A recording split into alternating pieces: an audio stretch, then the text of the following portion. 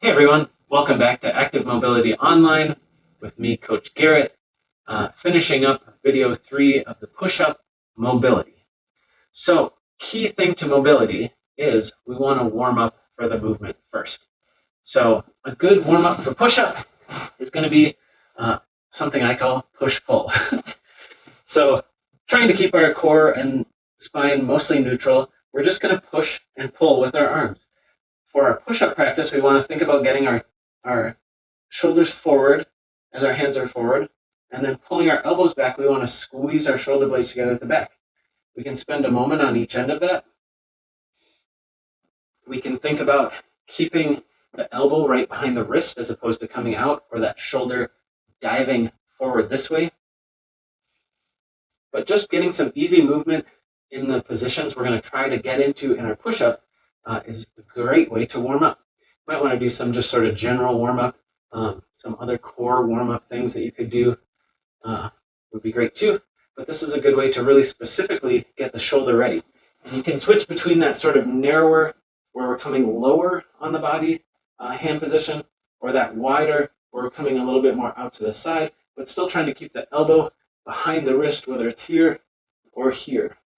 And translating from that shoulder forward to that shoulder back position, regardless of where your hands are, that push-pull is going to be a great way to warm up. And it's also a good movement to do just to strengthen that upper back. If you're really focused on squeezing the shoulder blades together, keeping the shoulders down and back in that position, you could do this with a band if you had a band.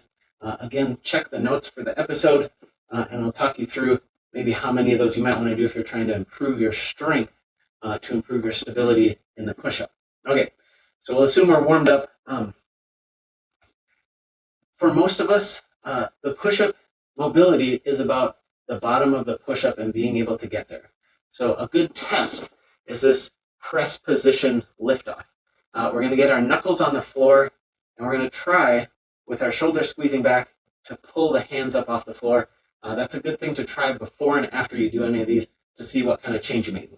So testing, forehead to the floor. I'm just going to get my shoulder blades squeezed together and try to lift my knuckles off the floor.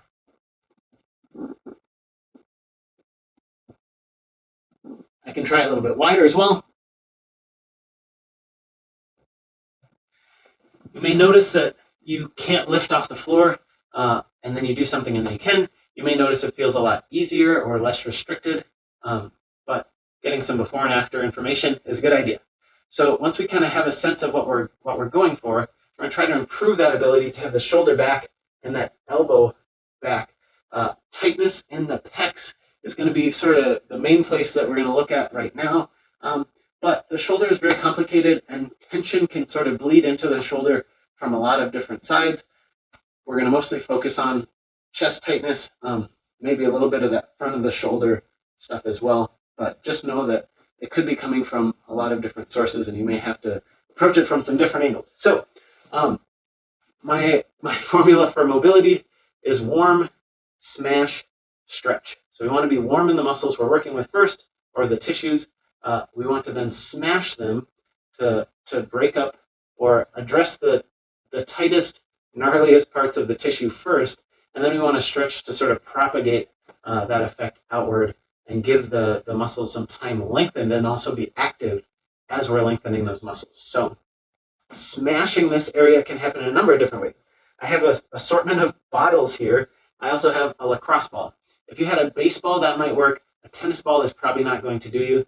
Our goal is going to be anything in this area. So from below the clavicle or collarbone, if you have tissue here that is sensitive, we would avoid that. But there's kind of this triangle that should be sort of open for business as far as smashing is concerned. When we have pressure on the muscle, we want to try to get into the position we're trying to improve. So if we're kind of smashing around in here, maybe we're hitting a little bit of this front of the shoulder, we don't want to do all that in this position because this isn't the position we're trying to improve.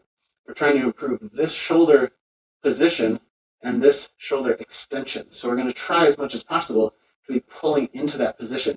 Harder to do on the floor, but possible. So I can use my body weight to press in and then try to get into that position. But it feels a little bit harder to get into that position. I can do some just good rolling around here, and some smashing, and that feels good. And I don't have to work very hard to get a fair amount of pressure there. But if I have something like a door jamb, that can help me, let's see, to be able to get more into that position. So here I can load up, and then I can actually get into the position I'm trying to improve.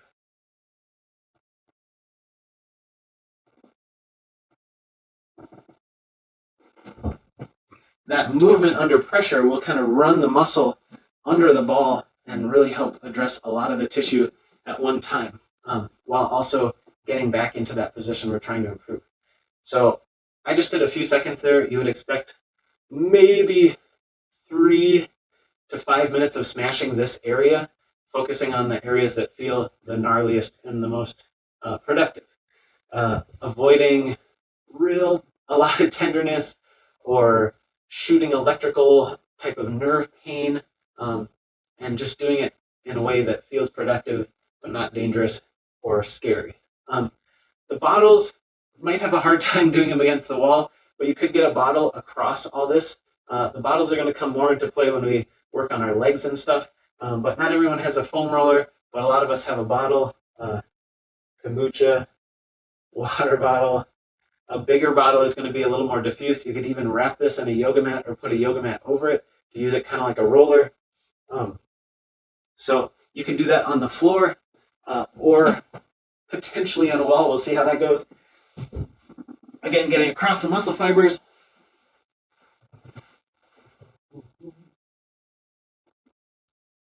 Doing some movement, etc. Against the wall.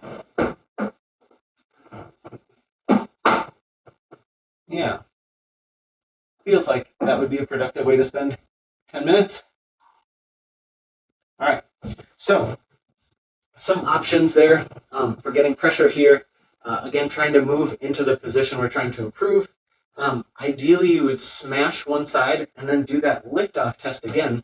So you'd maybe spend 3 to 7 minutes on one side smashing, and then try that lift-off test. I'll do it again just so we can see what it's like. Shoulder blades squeeze together, shoulders back. Forehead on the floor. Ideally, I would see some change just from the smashing. And then I'm going to get into a couple of stretches. So what I was just doing is something I would call a press stretch, but we're doing a little lift-off variation.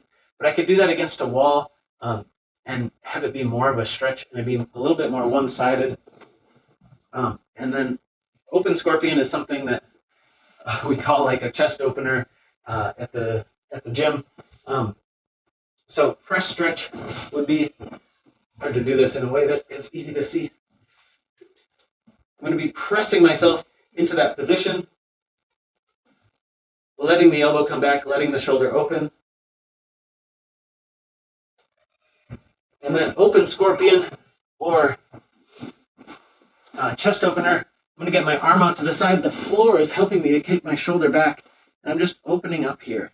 For both of these, I would recommend doing contract and relax. So basically that means I'm getting to a place of some stretch and then I'm pushing against the stretch. So in this case, I'm taking this palm and pushing it really hard into the floor. Once I get that pressure on, I'm actually activating the muscles I'm going to try to stretch in a second here. So I have a medium stretch and I'm really activating them. I'm going to take a deep breath in, hold for 4, 3, 2, 1. On a long, slow, controlled exhale, I'm then trying to take myself to a much deeper stretch. That activation fatigues the muscles, and that long, slow exhale tells my parasympathetic nervous system that I'm in control. I think I got that right. It tells my nervous system that I'm in control. So doing it again, getting to a place of kind of medium stretch, pressing into the floor with this palm back behind me. Deep breath in. Hold for 4, 3. I'm holding pressure in my breath. 2, 1. Long, slow exhale. I'm releasing all that pressure and tension in the shoulder. I'm pressing myself with this hand towards, again, sort of a medium-ish stretch, heaviest stretch. And I would do that several times. You might smash one side and then do that stretch with several repetitions on one side, and then test and see how you feel one side to the other. That would give you a really good sense of the progress you made. And then you would, of course, do the thing on the other side so that you had balance. Again, check out the notes. I'll write up some ideas for how to use these techniques. Happy push-upping. Thanks for joining me.